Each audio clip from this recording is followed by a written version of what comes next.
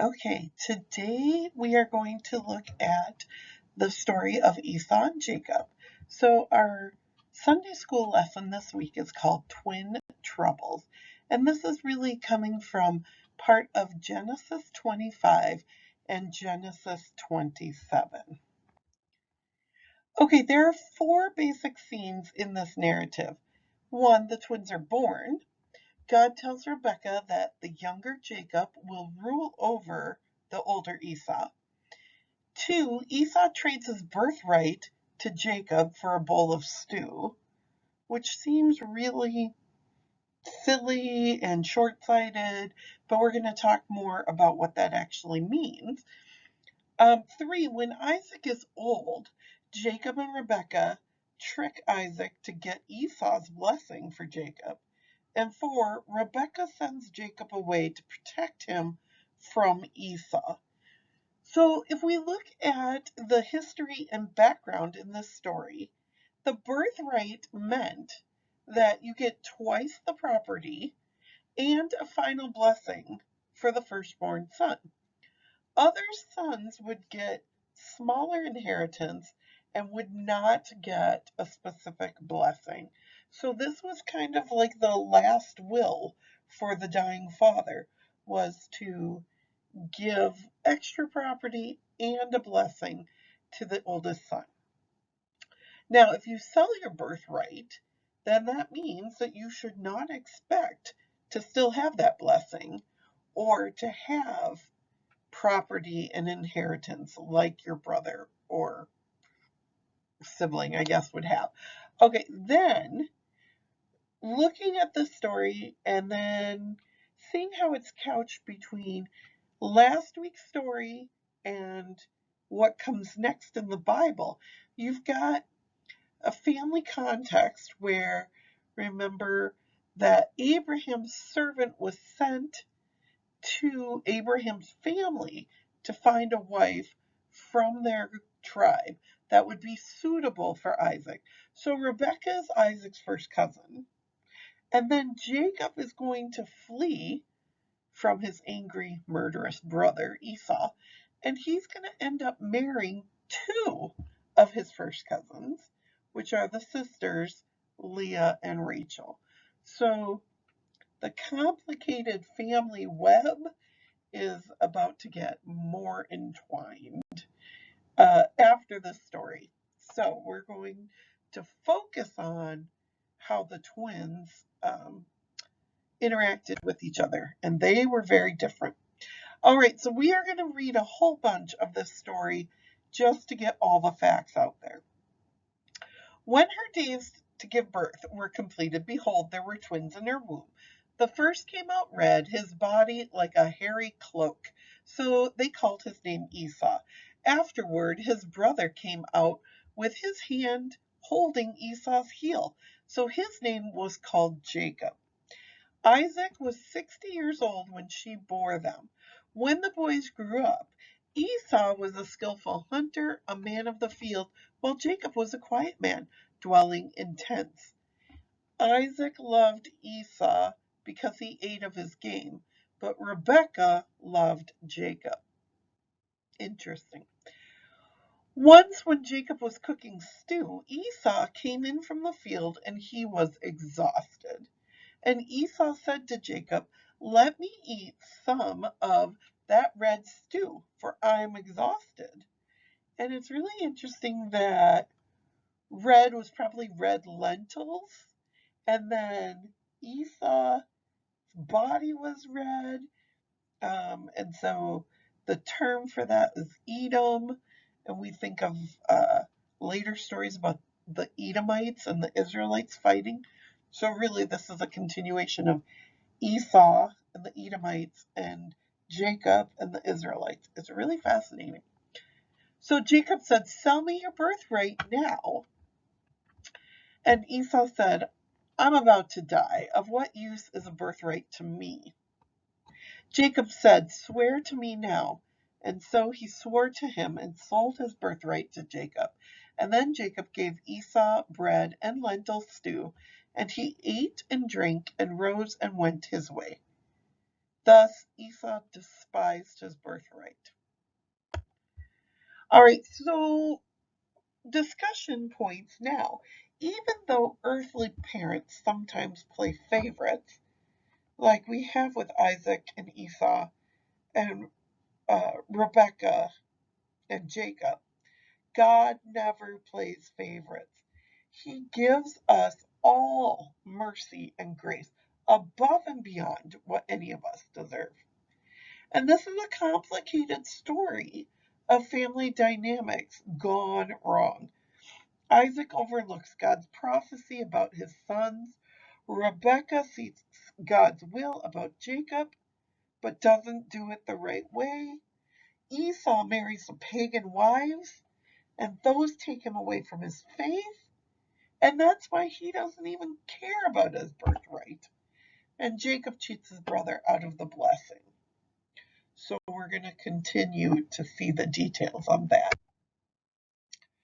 All right, Genesis 27. Now we're going to fast forward ahead.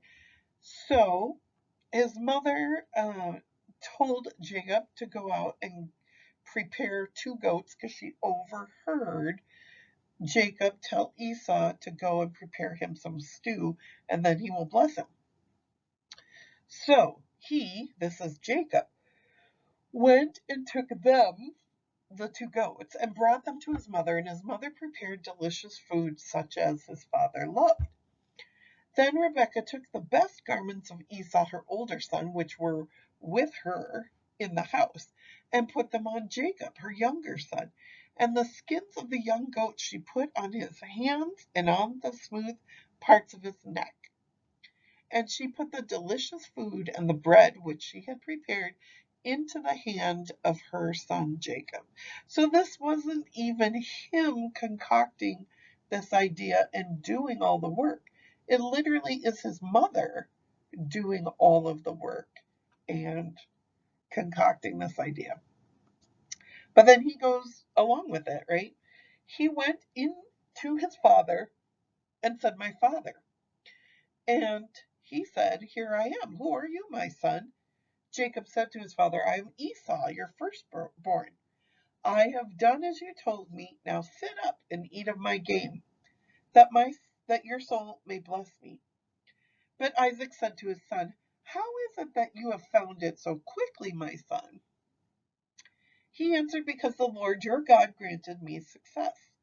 Then Isaac said to Jacob, "Please come near that I may feel you, my son, to know whether you are really my son Esau or not." So Jacob went near to Isaac his father, who felt him and said, "The voice is Jacob's voice, but the hands are the hands of Esau." And he did not recognize him because his hands were hairy, like his brother Esau's hands. So he blessed him, and he said, "Are you really my son Esau?" He answered, "I am." Then he said, "Bring it near to me, that I may eat of my son's game and bless you." So he brought it near to him, and he ate. And he brought him wine, and he drank. So this is a complicated story of family dynamics gone wrong. Isaac overlooks God's prophecy about his sons. Rebecca seeks God's will about Jacob, but doesn't do it. So here we see this really playing out, right? Um, since Esau married the pagan wives and didn't care about his birthright, he also doesn't really think through the fact that Jacob deserves the blessing and Jacob has cheated his brother out of the blessing. He just doesn't know that yet. Okay, continuing on. Then his father Isaac said to him, "Come near and kiss me, my son." So he came near and kissed him, and Isaac smelled the smell of his garments and blessed him and said, "See, the smell of my son is as the smell of the field that the Lord has blessed. May God give you of the dew of heaven and of the fatness of the earth and plenty of grain and wine. Let people serve you and nations bow down to you. Be Lord over your brothers," meaning the nations that surround you, "and may your mother's sons bow down to you." cursed be everyone who curses you, and blessed be everyone who blesses you." As soon as Isaac had finished blessing Jacob, when Jacob had scarcely gone out from the presence of Isaac his father, Esau his brother came in from his hunting. They're lucky they didn't run into each other, in the doorway of the tent. That could have been something. So Esau also prepared delicious food and brought it to his father. He said to his father, "Let my father arise and eat of his son's game, that you may bless me." His father Isaac said to him, "Who are you?" And he answered, "I am your son, your firstborn Esau." Then Isaac trembled very violently and said, "Who was it then that hunted game and brought it to me? And I ate it all before you came, and I've blessed him. Yes, and he shall be blessed." As soon as Esau heard the words of his father, he cried out with an exceedingly great and bitter cry, and said to his father, "Bless me, even me also, O my father." Now suddenly he cares about the birthright and the blessing. Like, wait. You didn't care about it before, but now you do. What is his father going to do? So, in the midst of all of this family turmoil, God salvages this sinful behavior and still moves his plan of salvation forward, fulfilling the promise that he gave to Rebekah about Jacob and keeping his promise to Abraham that the Savior of the world would come through his descendants. So even though we make our plans, or we may know that, this is God's will for me, but then we feel like, well, God didn't really tell me how that was going to happen, so I guess I'll just figure it out and do it my own way. But that's not how God wants us to do it, and yet he's all powerful and all knowing, so he can clean up our mess and still work his will and his purpose. All right, so here we keep going because we need to see the second part of this conversation. Excuse me. But he said, "Your brother came deceitfully, and he has taken away your blessing." Esau said, "Is he not rightly named Jacob," meaning deceiver, "for he has cheated me these 2 times. He took away my birthright, and behold, now he has taken away my blessing." Then he said, "Have you not reserved a blessing for me?" Isaac answered and said to Esau, "Behold, I have made him lord over you, and all his brothers I have given to him for servants."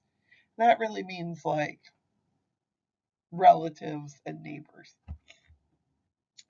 "And with grain and wine I have sustained him. What then can I do for you, my son?" Esau said to his father, "Have you but one blessing, my father? Bless me, even me also, O my father." And Esau lifted up his voice and wept.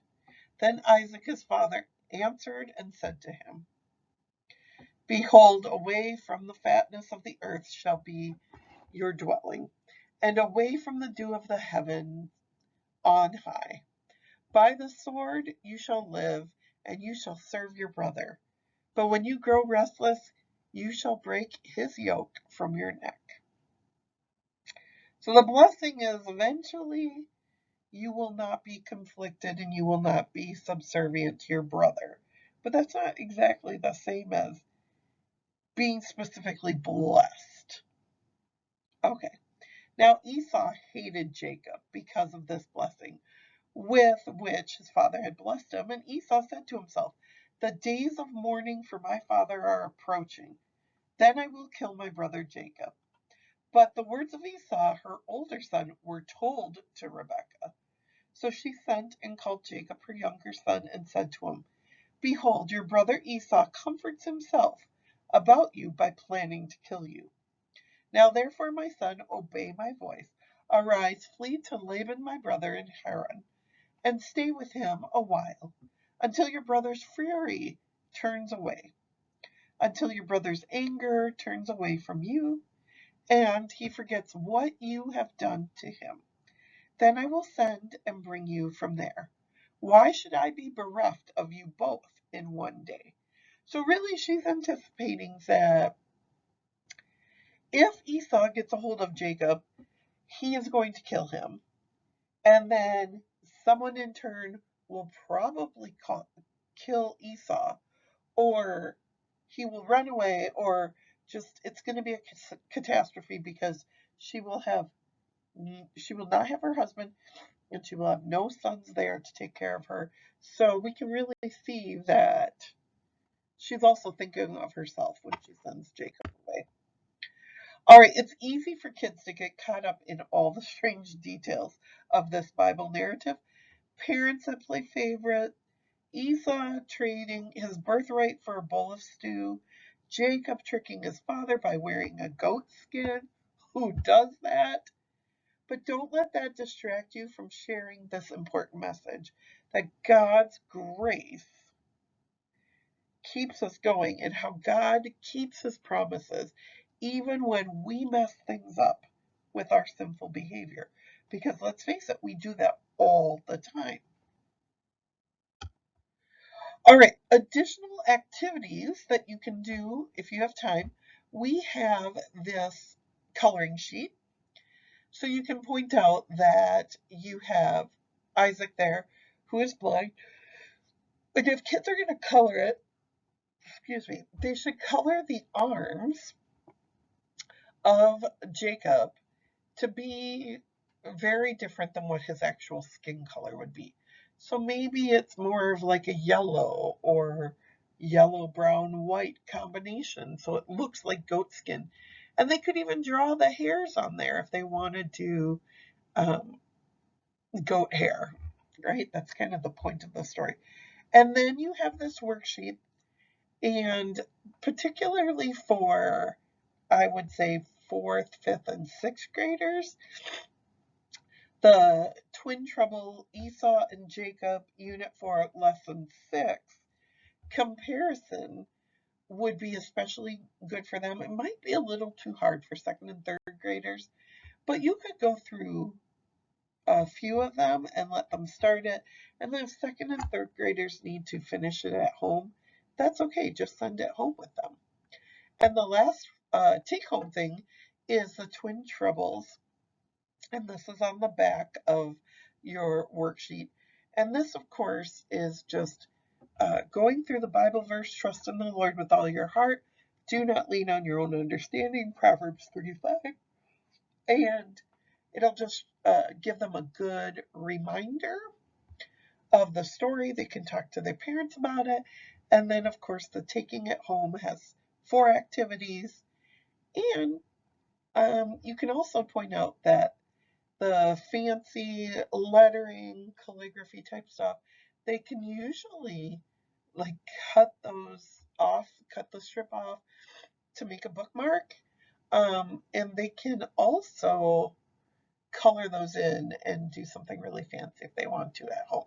So that's an option for them as well. All right, that's what we have this week. Thanks so much and have a great week.